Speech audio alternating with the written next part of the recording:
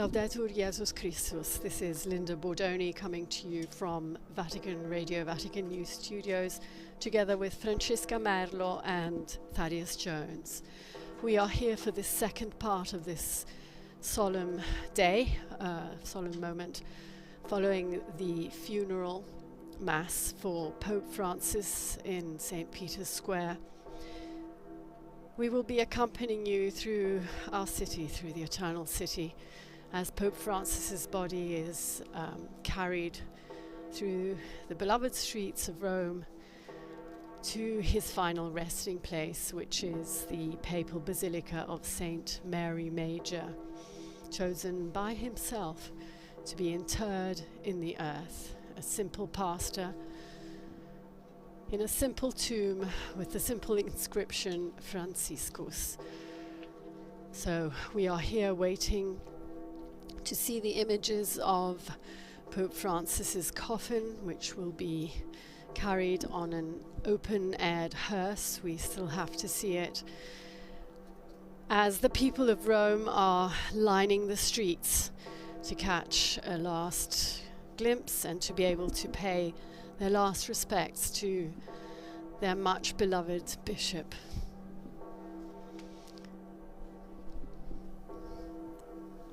Thank you, Linda, for that introduction here. And for our television viewers, you can see the square and all the crowds there slowly leaving just before the square was totally full of people, and all the main avenue there leading into St. Peter's Square. The authorities estimated over 200,000 people were present.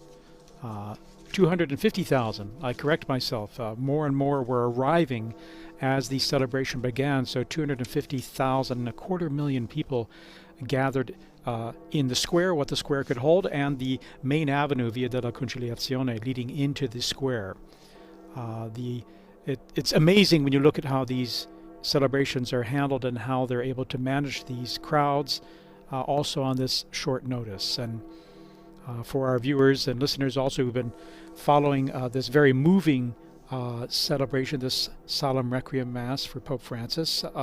Some of you may be tuning in now, and what we're waiting on is the coffin that will be taken from St. Peter's Basilica and then exiting part of Vatican City and then going through the streets of Rome to St. Mary Major, the papal basilica just east and south of the Vatican, about 4 to 5 kilometers, and we're going to accompany you as that happens. And Thaddeus, just to add on to what you were saying there about the flocks of people that filled the square. So we were all here quite early this morning, 6 o'clock, and the faithful had already been flooding the streets waiting to be let in, so to speak. And it was quite a scene when they eventually did open the gates, and all of these pilgrims, all kinds of people, young, elderly, religious, people with push chairs, running to try and get front row seats to what was a beautiful mass in the end. And it's a beautiful day in Rome as well, as Linda said.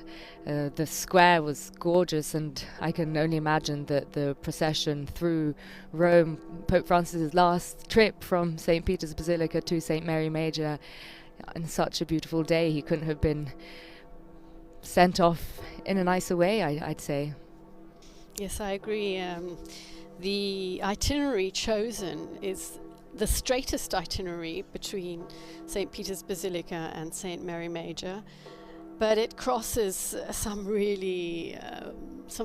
Rome's, Rome's all beautiful, but some of the most famous landmarks. So it will be going down Corso Vittorio Emanuele. It will cross the river first and foremost. It will arrive in Piazza Venezia, where the altar of the fallen soldier is. And that also is the beginning of the incredible Via dei Fori Imperiali, where the Roman Forum is. So he will be carried in procession, can we call it a funeral procession, through the tombs and through the city of ancient Rome with the statues of Julius Caesar and the temples and before the Colosseum. He's going to pass in front of the Colosseum, and then he's going to turn onto Via Labicana and walk up Via Merulana. It's quite a steep uphill with St. John Lateran behind him, finally to arrive at St. Mary Major, which hosts, as we all know, the famous icon Salus Populi Romani, the patron saint of Romans, and the Virgin who Pope Francis himself was so beloved. It was his beloved icon. So not only is he moving to rest by his beloved icon, as you described it, but the way in which he's reaching it, he's passing almost through the 3 papal basilicas. It's quite a homage, I'd say. No, you're right. There are 4 papal basilicas. The other one is St. Paul's outside the walls, which is off the route. But yes, you're right. St. Peter's, very close to St. John Lateran, which is the Bishop of Rome's basilica. And finally, St. Mary Major. And of course, St. John Lateran there, the Cathedral of Rome. It's actually the Cathedral Basilica of the Diocese of Rome as well, and all in that area. The images we're seeing here now, many of the diplomatic corps and world leaders would have exited through that area there, or are going to leave from this area, which is Piazza Santa Marta, just behind the Basilica there. So we're seeing some of that live as they exit the Basilica. And throughout this morning, we've had stunning photography. I think it's definitely a novelty of having some of the drone photography we've seen. Just these stunning images of this very moving and powerful celebration, this wonderful tribute, as well as the Basilica itself, the square itself, the images, the particular poignant moments during this, the liturgy, the Requiem Mass, have been captured with this stunning photography. And then our television viewers can see as well, this weather is absolutely perfect. It couldn't be a better day, very comfortable temperatures, strong sunshine, and just very light winds. And it's always powerful seeing the coffin in the square and then the pages of the gospel there kind of patiently changing in the wind there. Those are very strong or powerful symbolic moments there that we all lived, as well as the tribute from the Eastern churches at the end of the funeral when they paid their tribute to Pope Francis in the languages and chants of their own traditions, part of the hugely diverse Catholic and Eastern traditions and Christian traditions around the world represented there in this way. We can see here. We saw Jews, we saw Sikhs, we saw Sheiks, we saw indeed interreligious representation. The Indian indigenous Littlefoot, I think his name Little is. Chief, I think. Little from Chief, Canada. Yes. From Canada. We saw many heads of state. We saw, of course, the College of Cardinals almost complete, although I think there are some cardinals who still have to arrive in Rome for this coming week, which will see them gathering in general congregations during this time of sede vacante. They will be discussing the days to come, the date of the conclave, and of course they will be administering to the Holy See as the sede vacante tells us. It is a vacancy and they are governing the Vatican at this time.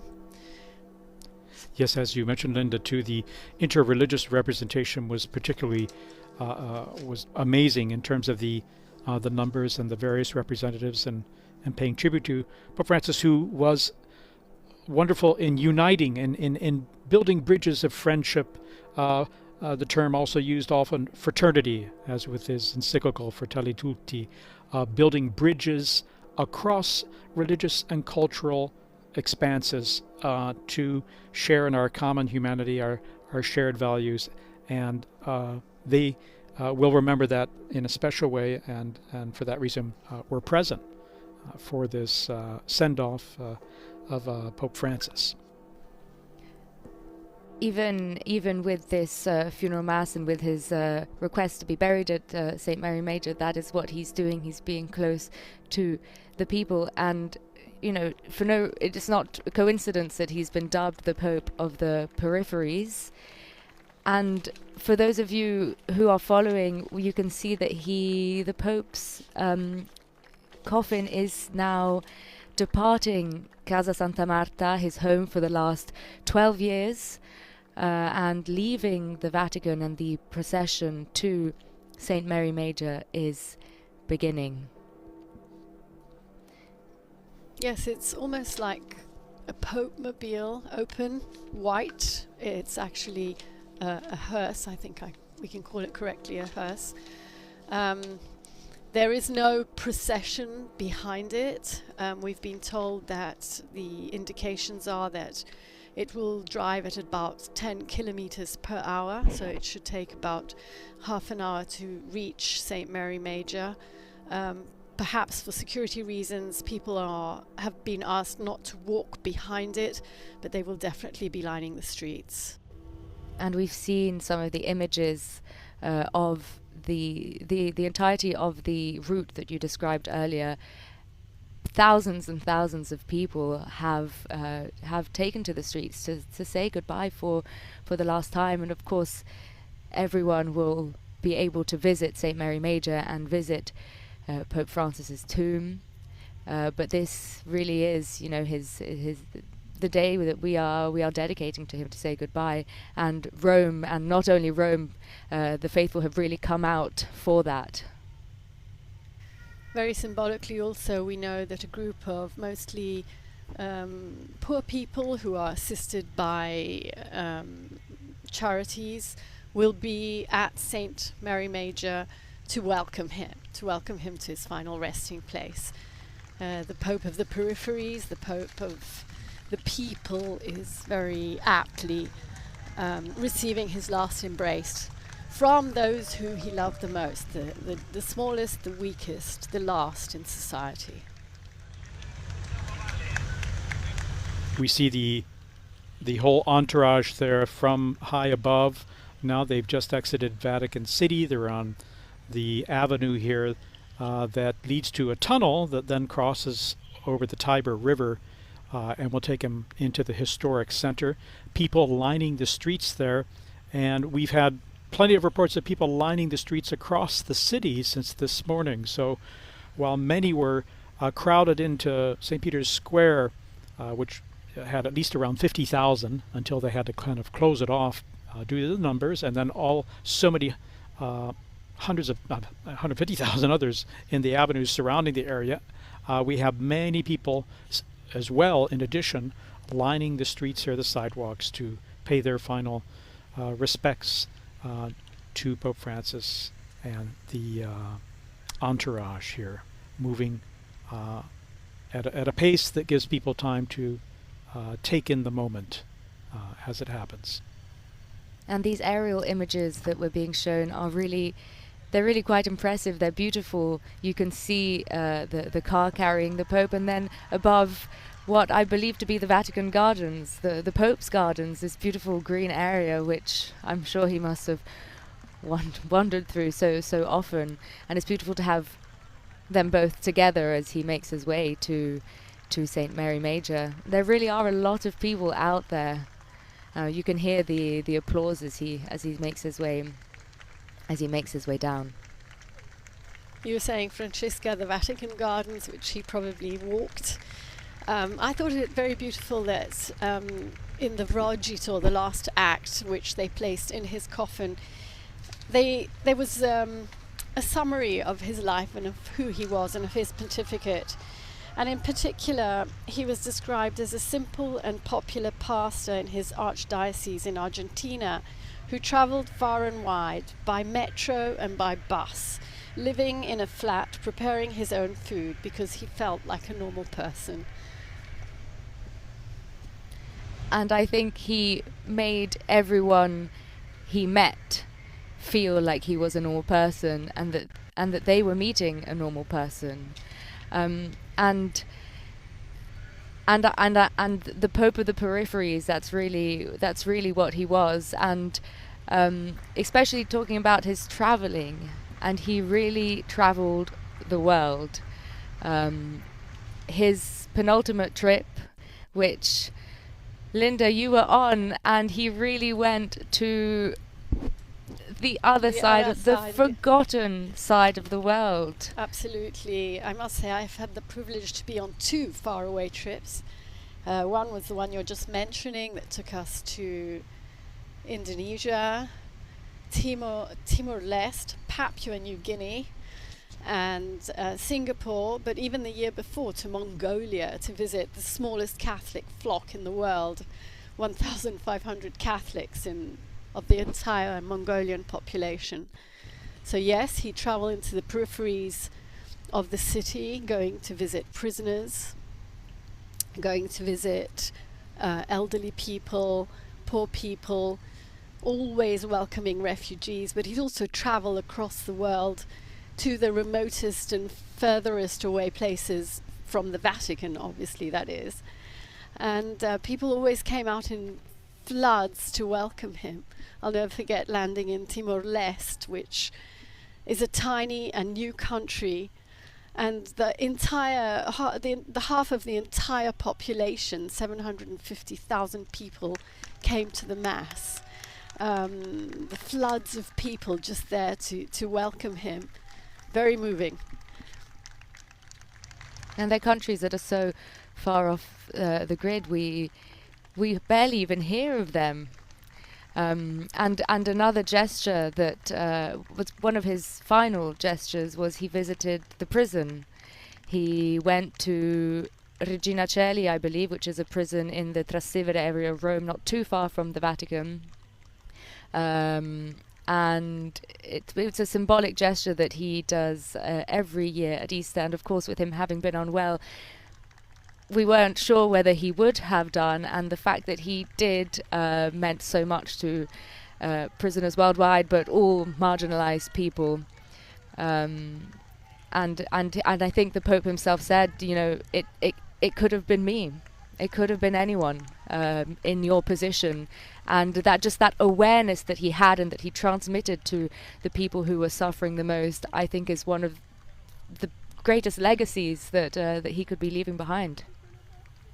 And it's really fitting that the people who will welcome him and say their goodbye at St. Mary Major are, as you've mentioned, the people who've suffered, the homeless, migrants, people who are marginalized. So people who've met him before as well. We've been told around 40 of them will be there. There might be more or less, but some of them have actually met Pope Francis. Sometimes before going on an apostolic journey, or during religious feasts, he would have them over at Santa Marta and meet with them just to... He's crossing the bridge. He's crossing the Tiber. We see, yes. Yeah.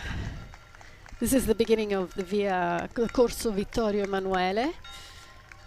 He's passing here in front of some very symbolic places. Indeed, and he's just, as you mentioned, crossed over the river. We saw that beautiful drone photography and that live video that we'll have more of here. And yes, it's remarkable also. It's the first papal funeral, can we say, with this advanced technology, digital technology, that is really giving everyone the possibility to almost be there. Indeed, for our television viewers, they're seeing an incredible view, bird's eye view, literally, of what's happening, and it gives you a sense of context in a way that's revolutionary, I would say. We have, of course, a vehicle preceding the entourage, or the hearse, the procession. Hearse, the procession, and you can see all the crowds of people on either side of the street as they wave there. And again, it's particularly poignant and touching that, again, he'll be welcomed by the people he's always reminded us not to forget, the ones who need our help and the homeless, migrants, and refugees. And I must say, in these days in which tributes have been pouring in, again and again I've been hearing he was a voice for those who had no voice. So hopefully that voice will continue to resonate.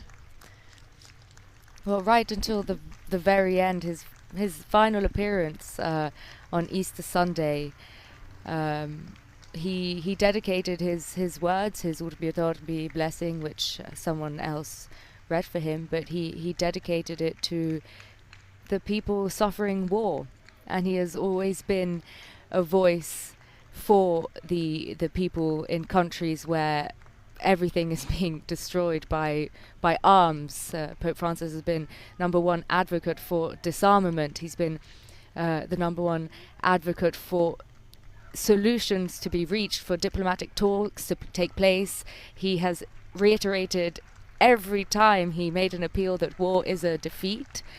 It's become Francisca, a slogan. you have read so often for him at the general audience, which is always an occasion for him to reiterate this appeal. And Francisca, you wrote that lovely farewell that we published on the web about the Pope of Peace, which particularly, I think, resonated with you. I have to say that one of the things I learnt reading at Pope Francis's audience is that his style of being closer to the people resonated in every aspect of his pontificate. So it was very clear when he said the words, and then in other smaller actions it was clear to the people involved. And this is the case for the general audiences, because you may remember up until a few years ago, the readers at the general audiences were all Monsignori, religious consecrated men who work within the Vatican walls. And Pope Francis changed that, and the readers became people like me. I'm a woman, I'm not a religious, not a consecrated woman, and all of a sudden that audience and that stage, which before saw only men, only consecrated men, saw people from all over the world, all different ages, all kinds of different accents, and it really represents the people in the square to whom you are transmitting the Pope's message. And I can only imagine that being one of the faithful in St. Peter's Square, which I have been on numerous occasions, even for audiences when other people are reading, it really builds that bridge. And that's just a very small gesture that people may not perhaps have even noticed, but to be involved and to be asked to participate in something like that, I mean, it's been a real honor reading for him at audiences. And you're right, it may be a small gesture, but it is symbolic of opening a window that he's been doing more and more in his pontificate to include people in the church. You know, he's been trying to open to women. He's been so strong in reaching out to other religions, to other ecumenical denominations.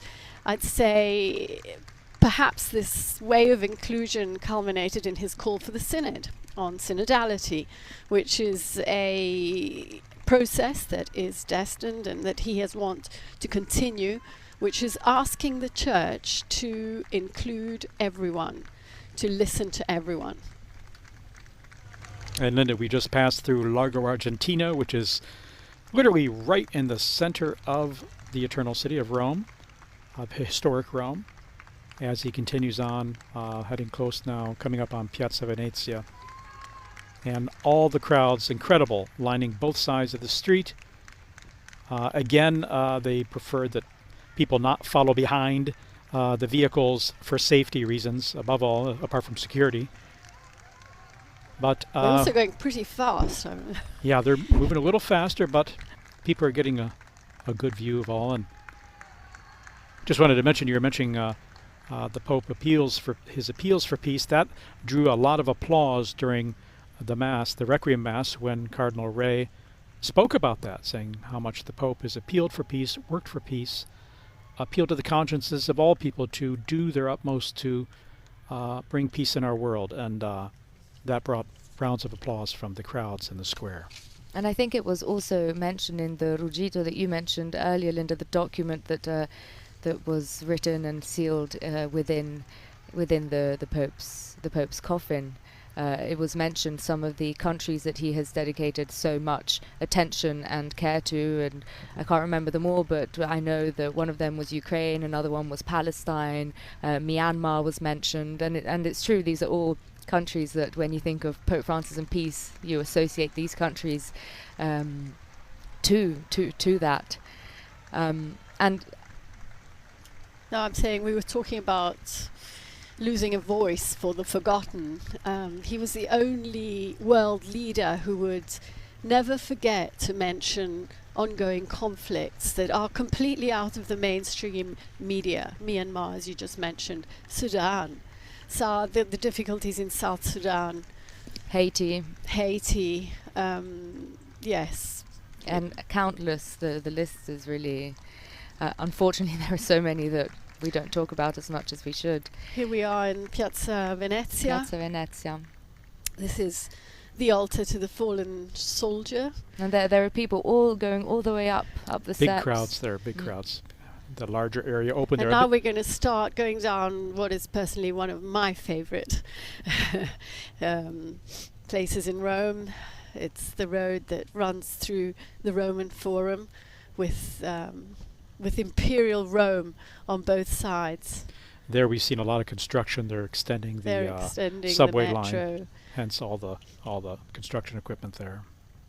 But can I say Rome is becoming more and more beautiful as works are ongoing to bring out its best, and there's so much. It's layers and layers of history. I always think of how much Pope Francis loved being among the crowds, and in a special way he's here with everyone turning out, and his spirit is present here in a way in greeting and blessing the crowds, I'm sure. It's so lovely also that he wants to be, that he obviously feels Roman. He's Argentine, but he's Roman. He's the Bishop of Rome. He's said it so many times. And his devotion to the Salus Populi Romani is so significant as well. Even his parish visits that he would make on occasion, he would go to the most remote parishes, the ones really on the outskirts of the city. The idea being to reach out to those who may have the least chance of seeing him or expecting to see him. That was his style. And he'd go without a prepared text to engage in real conversation. I was speaking just yesterday or the day before yesterday to the international director of JRS, the Jesuit Refugee Service, and he was saying he'd pop into the Jesuit house in Rome and sit down and chat with them, and even about, like events that were coming up that had to be scheduled or had to be prepared. But he said he'd invariably come open to dialogue, open to listening to what others had to say. In fact, Brother Michael Schiff said he wanted to hear what other people had to say. Seeing these stunning images as he heads towards the Colosseum. We've just gone through the Roman Forum there, and the crowds are thick on either side there. We're going to have some nice images of the Rome's ancient Colosseum coming up, where he wrote shortly before he died, the meditations for the Way of the Cross. The Way of the Cross on Good Friday, the Stations of the Cross are takes place there at the Colosseum in a very symbolic and suggestive way, in remembering Good Friday and those who've suffered and died. He actually wrote the meditations himself this year. Very often they are written by groups of people, like symbolically, like by widows or war veterans or refugees. This year he wrote them, and he dedicated this year's meditations to the need for just economy, for the need to bring global justice to every person, every human being in the world, as we are called to recognize the inherent dignity of all.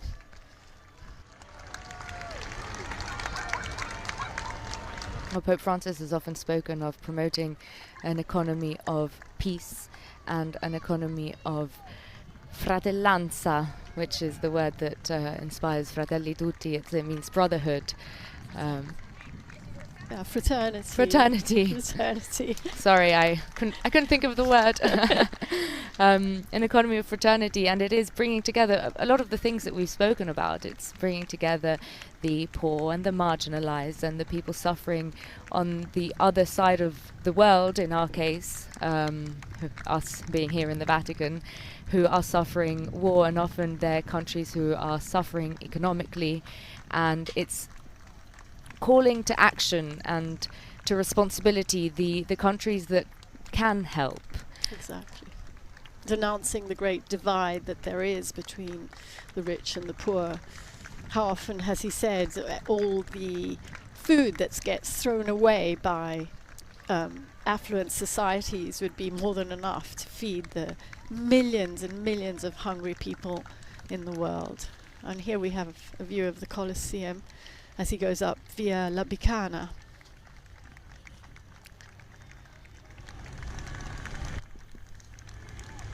Now he proceeds on via La Bicana here, and we're getting closer to St. Mary Major. There's the main road that goes between the Cathedral of Rome, St. John Lateran, and Santa Maria Maggiore, St. Mary Major. He'll be coming up on that via Merulana there. And here, so we're probably about 2/3 of the way there, I would say. And again, Pope Francis wished to be buried at the Basilica of St. Mary Major, and he wished to be buried next to the Salus Populi Romani icon of Mary, who is remembered and venerated by Romans, as the Romans survived a plague centuries ago, and it's a special icon, a special place that people go to pray. And Pope Francis, throughout his pontificate, has gone there to pray, to give thanks, to ask for prayers for his ministry. So he's been very dedicated to Our Lady, and in particular this icon there in the Basilica. And he will be buried next to that chapel where the icon is located. He wished to be buried next to it and not inside it, where there was a possibility, saying, no, I wish that people, when they go to pay homage to that icon, that they see only that, and they don't go there to go see a pope. So for that reason, he wished to be buried next to it in a space that is just perfect and appropriate, a simple space where we'll be seeing shortly where it will happen. We take it for granted that most popes are buried in the Vatican, and I think most of them are. I think there are about 90 popes in the Vatican grottos. But it's actually not uncommon for a pope to ask to be buried outside the grottos. But the last pope to be buried at St. Mary Major was Clement VI, who was laid to rest there in the 17th century. Other popes are buried in St. John Lateran, and even in places outside Rome.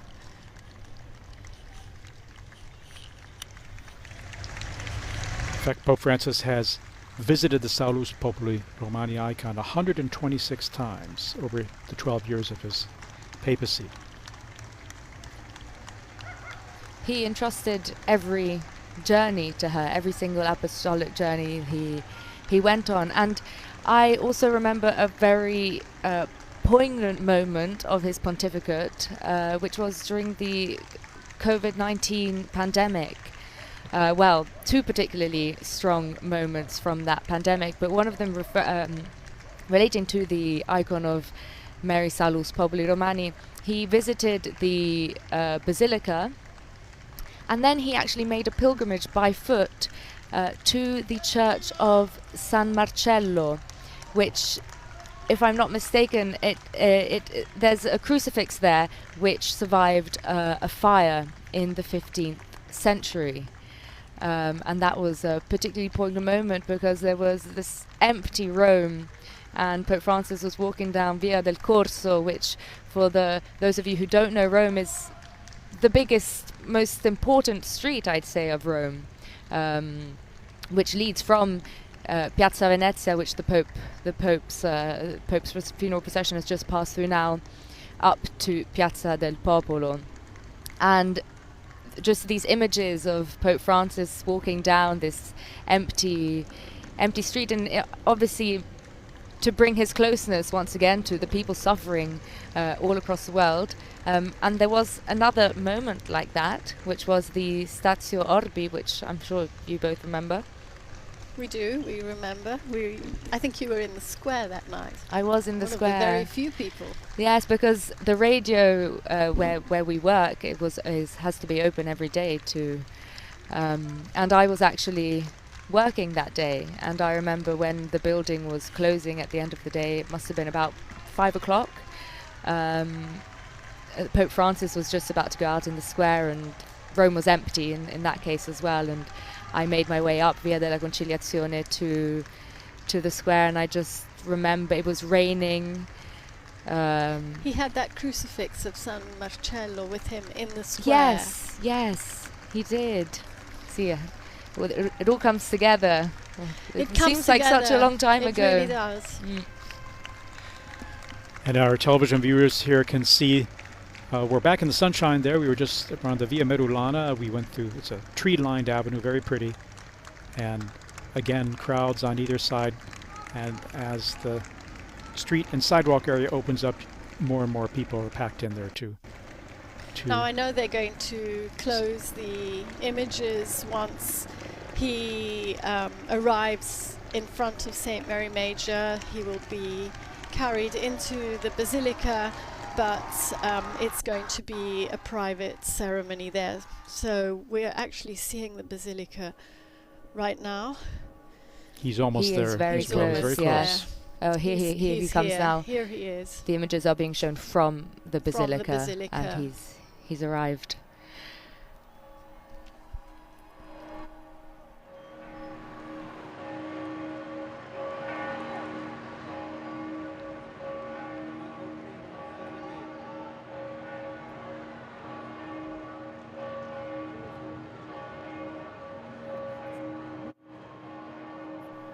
I have to say, it's a very touching moment. It's almost difficult to know what to say. I think most people can see and watch, but many people are also perhaps following on radio. Yes, it is very solemn, it's very sad. At the same time, it's a celebration of his life and ministry, and it's particularly poignant in this Jubilee of Hope as well, that he inaugurated, that he opened. And so I think, I would imagine that would be and of course it is the key theme as well that we celebrate in a very special way at Easter at this time, a time of hope, of birth, new life, life in a new and transformed way. And so I think all today has been a wonderful tribute to Pope Francis and his ministry. And there we see the icon Salus Populi Romani. It's a panel made of cedar wood. It's about 117 by 79 centimeters, more or less. It's quite large when you bring it down to the ground. It's mounted in the chapel there higher up, and it depicts a half figure of Our Lady with the child Jesus in her arms. And the icon again is especially dear to the Roman people and highly linked to the identity of Rome and the popes. And as we saw with Pope Francis, he had that special dedication to Our Lady in this icon of Rome. He visited the Basilica just recently during his convalescence at Casa Santa Marta after he was discharged from the hospital on the 23rd of March. He actually, on his way back from the hospital, he stopped to pay tribute to Our Lady. We see those arriving, some of the cardinals and prelates who are arriving here for this moment before the coffin is taken into the Basilica for burial.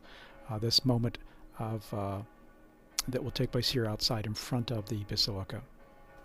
The Cardinal Camerlengo, Kevin Farrell, will again preside inside the Basilica at the final rite of interment, together obviously with other cardinals and prelates.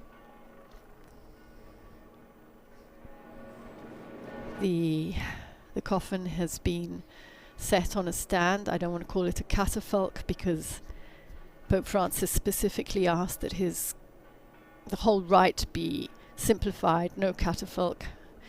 So it's on a stand, about to be carried inside this beautiful, beautiful basilica.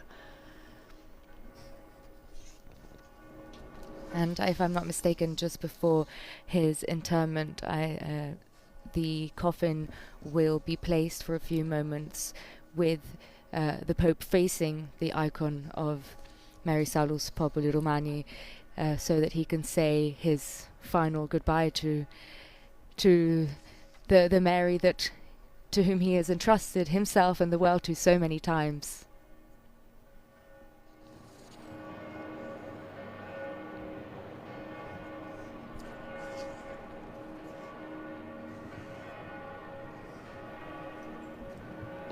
It truly is a simple coffin. It has a very simple cross engraved in it, a tiny coat of arms, and the seal of the Holy See. I think it's being shown to the crowd, who, as you can hear, have applauded, and it's our final goodbye now. Yep. Before it's taken in procession into the Basilica.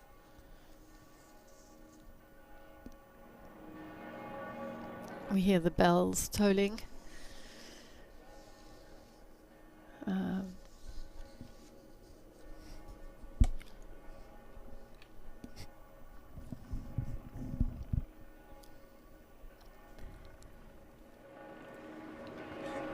Swiss Guards leading the procession. Always present for the Pope's protection in every moment.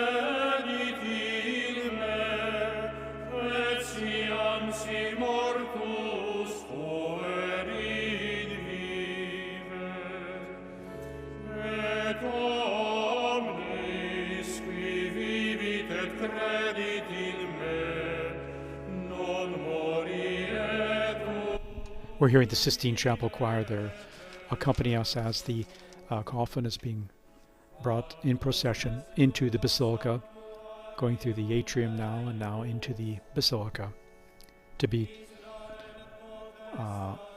brought before the icon of the Salus Populi Romani, before being placed in the tomb that has been prepared. It's a simple tomb bearing only the inscription Franciscus and a reproduction of the late Pope's pectoral cross. There we're seeing the icon of Salus Populi Romani in the chapel that will be next to where Pope Francis will be laid to rest.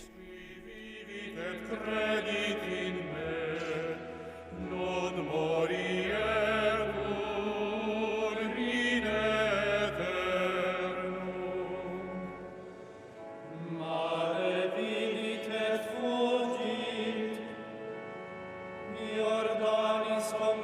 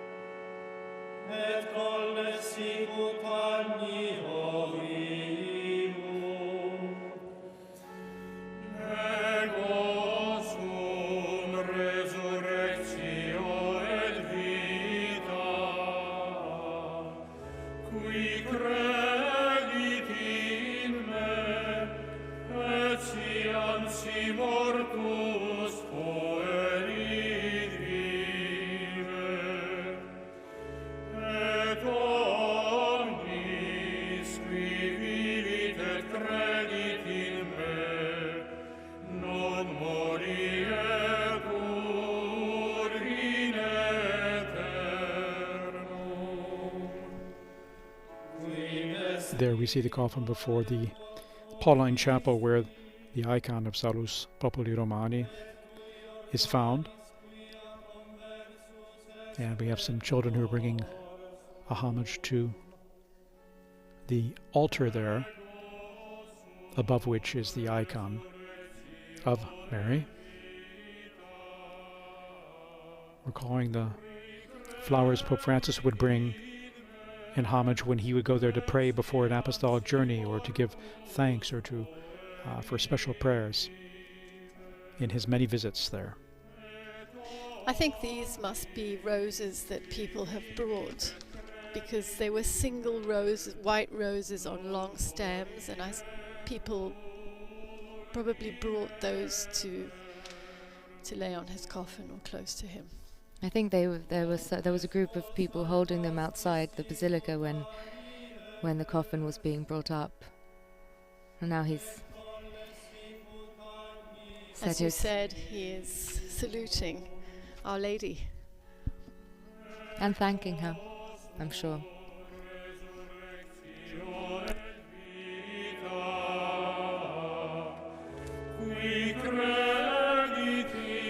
And now he's being taken close to the altar of St. Francis. The tomb is located just near there.